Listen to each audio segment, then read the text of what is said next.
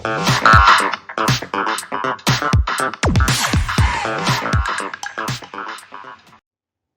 Everyone, welcome back to my channel medico ma'am.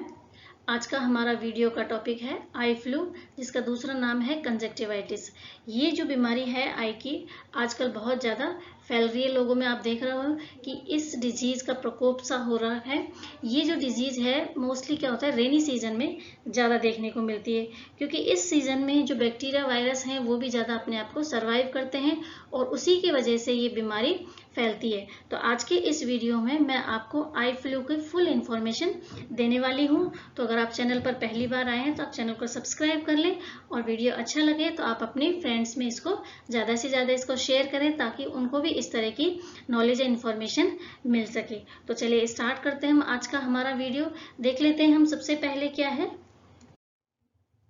सबसे पहले है कि व्हाट इज आई फ्लू, कि आई फ्लू आखिर है क्या। तो आई फ्लू क्या है, एक आइज का इन्फेक्शन है जो वायरस या बैक्टीरिया के संक्रमण की वजह से एक व्यक्ति से दूसरे व्यक्ति में फैलता है। इसमें क्या होता है कि it is an infection of conjunctiva.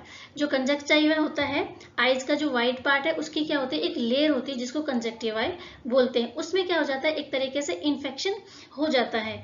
और ये इन्फेक्शन किसकी वजह से होता है, ये इन्फेक्शन वायरस की वजह से हो सकता है, बैक्टीरिया की वजह से हो सकता है, या फिर कोई केमिकल की वजह से भी हो सकता है। तो हम कह सकते हैं कि जो आई फ्लू है, ये नहीं कह सकते कि केवल वायरस की वजह से ही फैलता है, कि बहुत टाइप का होता है। ठीक है, वायरस बैक्टीरिया की वजह से हो सकता है, किसी केमिकल की वजह से भी ये हो सकता है।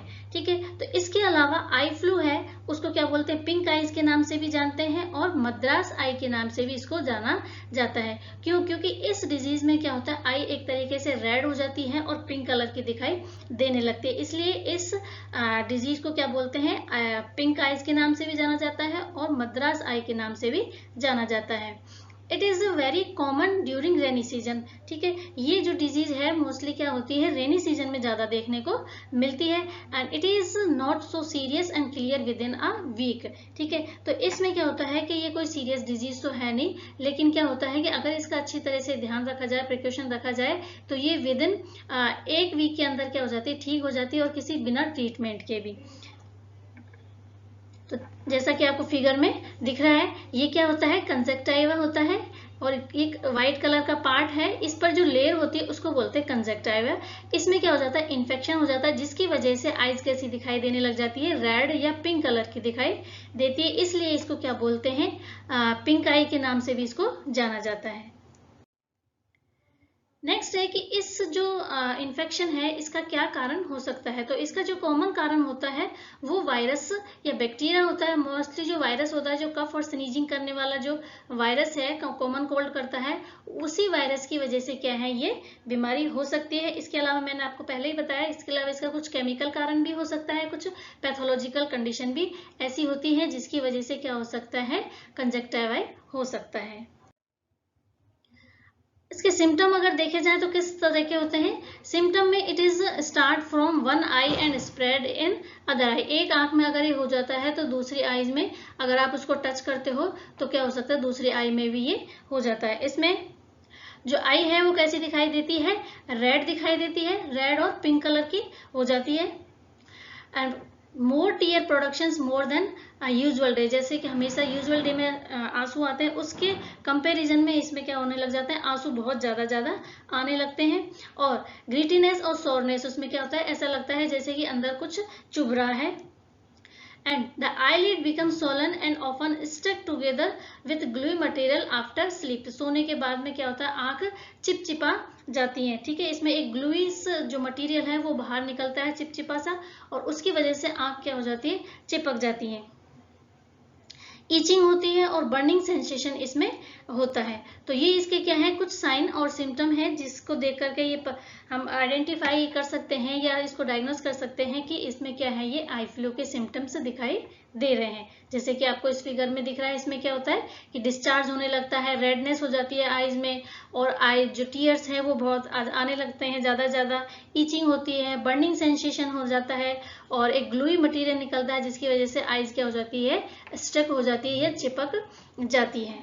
कई बार लोग कहते हैं कि जो आई फ्लू है वो कैसे फैलता है, एक व्यक्ति से दूसरे व्यक्ति को देखने से ही फैल जाता है, कि किसी की आईज में आपने देख लिया तो क्या हो जाता है, आपको भी आई फ्लू हो सकता है। तो ऐसी बात नहीं है, क्योंकि ये जो डिजीज है वो कॉन्टेक्ट के थ्रू फैलती है। अगर आपने उस व्यक्ति का टॉवल है, ठीक है, या उसके जो भी वस्तु वो इस्तेमाल करता है वो उसको यूज कर लिया, आपने उसको टच कर लिया, तो उसकी वजह से फैल सकता है। देखने करने से ये बीमारी नहीं फैलती है।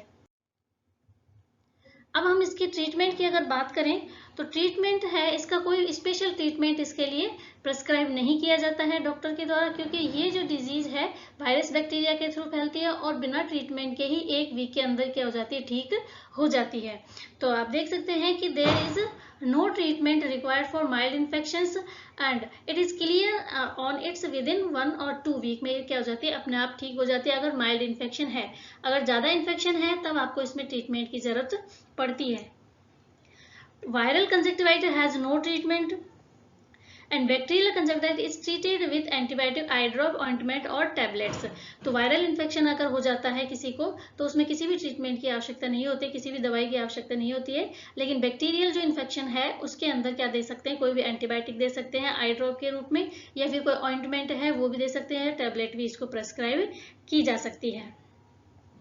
एंड लुब्रिकेंट्स आई ड्रॉप्स में use to reduce eye discomfort होता है उसमें, तो कोई भी लुब्रिकेंट इसमें आई ड्रॉप यूज करके क्या कर सकते हैं, इसको जो डिस्कम्फर्ट है उसको कम किया जा सकता है। वैसे इसमें कोई स्पेशल ट्रीटमेंट की जरूरत नहीं होती है। अगर किसी को आई फ्लू हो जाता है तो ज़्यादा से ज़्यादा, अभी इसके हम प्रिकॉशंस के बारे में, मैनेजमेंट के बारे में और देखेंगे हम क्या क्या इसमें हमें करना चाहिए।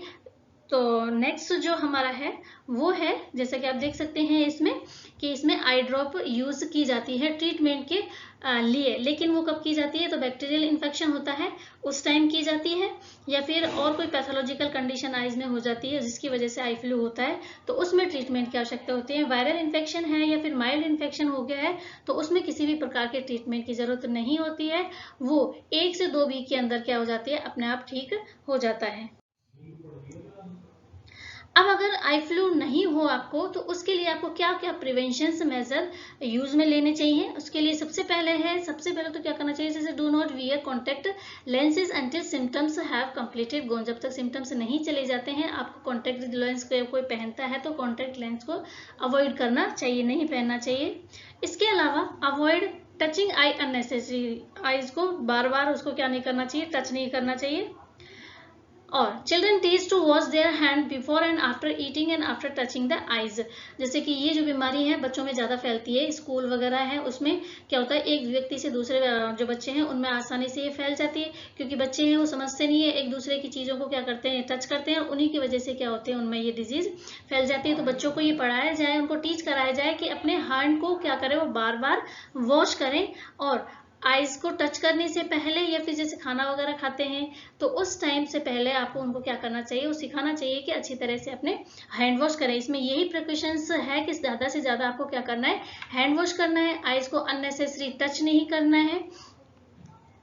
इसके अलावा avoid shaking hand and do not share towel, pillow, utensils and handkerchief. इनको क्या नहीं करना है, एक व्यक्ति से दूसरे व्यक्ति से ये फैलती है तो इन चीजों को क्या नहीं करना है, यूज नहीं करना है एक दूसरे की।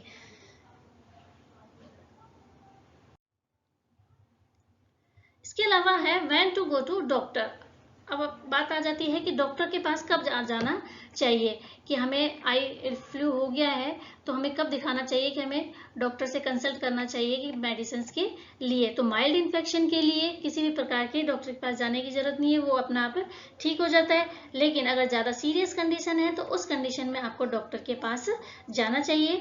तो मार्क आई पेन, जब आईज में बहुत ज्यादा पेन होता है, एंड फोटोफोबिया होता है, जैसे आई लाइट को देखकर आईज में क्या होता है, एक तरीके से इरिटेशन होने लग जाते हैं, एक तरीके से आपको डिस्कम्फर्ट लगता है तो उसको बोलते हैं फोटोफोबिया। ठीक है, आइज मतलब लाइट से एक तरीके से फोबिया हो जाता है, फियर होता है, फियर ऑफ लाइट को क्या बोलते हैं, फोटोफोबिया कहा जाता है। इसके अलावा blisters on the skin next to eye, eyes में क्या हो जाता है, ब्लिस्टर्स बन जाते हैं। ठीक है, उस कंडीशन में आपको डॉक्टर को दिखाना चाहिए। इसके अलावा ब्लरिंग विजन, देखने में आपको क्या हो रहा है, धुंधलापन दिखाई दे रहा है, तब आपको डॉक्टर से कंसल्ट जरूर करना चाहिए।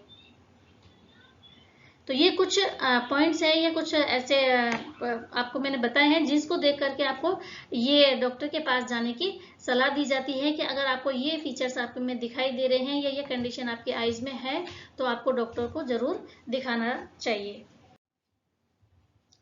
Now does a patients need to stay home? ठीक है, अब क्वेश्चन है कि क्या पेशेंट को अगर किसी को आई फ्लू हो जाता है तो उस कंडीशन में उसको घर पर रहना चाहिए या फिर नहीं रहना चाहिए। तो इसके लिए यस द सेफेस्ट अप्रोच, क्योंकि ये जो डिजीज है वो क्या है, एक व्यक्ति से दूसरे व्यक्ति में फैलती है, तो उस कंडीशन में व्यक्ति को क्या करना चाहिए, घर पर ही आराम करना चाहिए। अगर बाहर ही निकलना पड़े इमरजेंसी वगैरह में तो क्या करना चाहिए, उसको गॉगल वगैरह यूज करके, ब्लैक जो चश्मा आता है वो पहन करके ही बाहर निकलना चाहिए, ताकि ये जो संक्रमण है, ये जो इन्फेक्शन है, एक व्यक्ति से दूसरे व्यक्ति में नहीं फैले।